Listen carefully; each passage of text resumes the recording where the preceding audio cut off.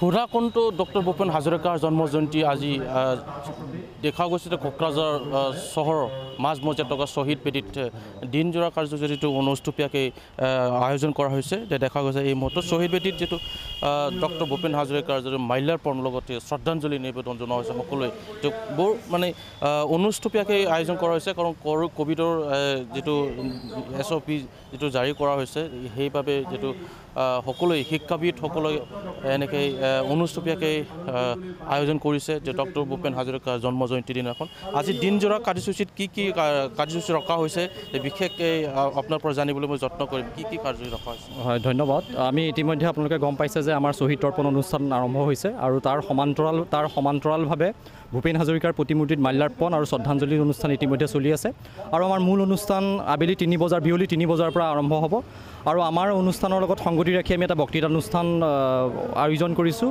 আৰু বক্তৃতানুষ্ঠানটোত বিশেষকৈ ভূপেন হাজৰিকাৰ যি চিন্তন সেই চিন্তনৰ প্ৰাসংগিকতা সম্পৰ্কত জনগোষ্ঠীয় সহাৱস্থান তথা সংহতি নিৰ্মাণত ডক্টৰ ভূপেন হাজৰিকাৰ চিন্তনৰ প্ৰাসংগিকতা শীৰ্ষক এক বক্তব্য আগবঢ়াব বড়োলেণ্ড বিশ্ববিদ্যালয়ৰ বড়ো বিভাগৰ বিভাগীয় মুৰব্বী তথা বিশিষ্ট বড়ো সাহিত্যিক ডক্টৰ ইন্দিৰা বড়ো বাইদেৱে আৰু সেই অনুষ্ঠানৰ লগতে সংগতি ৰাখি পেলাই আমি এটা সাংস্কৃতিক অনুষ্ঠানো আয়োজন কৰিছোঁ আৰু স্থানীয় যিসকল আমাৰ সাংস্কৃতিক কৰ্মী আছে সেই সাংস্কৃতিক কৰ্মীসকলক আমি সংযুক্ত কৰিম আৰু আপোনালোকক জনাবলৈ পাই আমি সুখী হৈছোঁ যে আমি ভূপেন হাজৰিকাৰ আদৰ্শৰ দ্বাৰা অনুপ্ৰাণিত হৈয়ে আমাৰ অঞ্চলৰ অৰ্থাৎ কোকৰাঝাৰ অঞ্চলৰ 3গৰাকী লোকশিল্পীক আমি সম্বৰ্ধনা জনোৱাৰ এক যুঁজাও বা প্ৰচেষ্টা আমি চলাইছোঁ। সেই প্ৰমুখ্যে ভুৱনেশ্বৰ ব্ৰহ্ম ডাঙৰীয়া আৰু মধুসূদন ৰায় ডাঙৰীয়া প্ৰমুখ্যে আমি 3গৰাকী লোকশিল্পীক আমি সম্বৰ্ধনা জনাম ৰাজহুৱাভাৱে।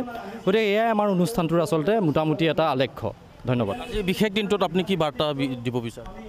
আমি ভাবোঁ যে বিশেষকৈ আমি যিটো বিষয় লৈছোঁ আচলতে আমি বক্তৃতাৰ বাবে যিটো বিষয় লৈছোঁ বিষয়টোতে আচলতে বাৰ্তাটো নিহিত হৈ আছে। আমাৰ বিষয়টো আছিল জনগোষ্ঠীয় সহাৱস্থান আৰু সংহতি নিৰ্মাণত ভূপেন হাজৰিকাৰ চিন্তনৰ প্ৰাসংগিকতা। কোকৰাঝাৰ বা অসমৰ দৰে বা সামগ্ৰিকভাৱে ভাৰতৰ দৰে এখন বহুভাষিক আৰু বহু সাংস্কৃতিক দেশত য'ত আমি বহু ভাষা বা বহু সংস্কৃতিৰ অৱলম্বী মানুহে একেলগে বসবাস কৰিছোঁ, আমি সহাৱস্থান কৰিবই লাগিব, সহাৱস্থানৰ বিকল্প নাই।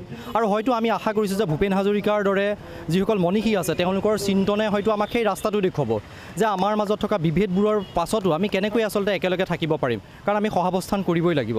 আৰু সেইটোৱে আচলতে আজিৰ এই অনুষ্ঠানৰ বাৰ্তা, আমাৰ সকলোৰে বাৰ্তা, আমাৰ হৃদয়ৰ পৰা যোৱা বাৰ্তা সকলোলৈ। গতিকে আমাৰ হৃদয়বোৰ একলগ হওক, হৃদয়ৰ মাজৰ সাঁকোবোৰ গঢ়ক, হাতত হাত ধৰি আমি যাওঁ, আমাৰ মাজৰ বিভেদবোৰ থাকিব, তাৰ মাজত কিন্তু আমি একেলগে থাকিবই লাগিব। আৰু সেইটোৱে আমাৰ আচলতে আজিৰ অনুষ্ঠানৰ উদ্দেশ্য তথা আমাৰ মঞ্চৰ পৰা আমাৰ ক'বলগীয়া বক্তব্য আজিৰ দিনটোত সেইটোৱে। ধন্যবাদ। এয়া আছিল যিটো আয়োজক ইতিমধ্যে তেওঁ প্ৰকাশ কৰিছে যে আজি দিনজোৰা কাৰ্যসূচীৰে যিটো ৰখা হৈছে যে বিয়লি 3 বজাৰ পৰা যিটো বক্তৃতা অনুষ্ঠান ৰখা হৈছে ইয়াৰ এখন অনুষ্ঠানত যিটো শিক্ষাবিদ ডক্টৰ ইন্দিৰা বড়ো বাইদেউ এতিয়া উপস্থিত থকাৰ কথা ইতিমধ্যে প্ৰকাশ কৰিছে। আজি যিটো কোকৰাঝাৰ জিলাৰ ছাত্ৰ সন্থা আৰু অধ্যয়ন চক্ৰ কোকৰাঝাৰ যিটো আয়োজন কৰা হৈছে সুধাকণ্ঠ ডক্টৰ ভূপেন হাজৰিকাৰ জন্ম জয়ন্তী।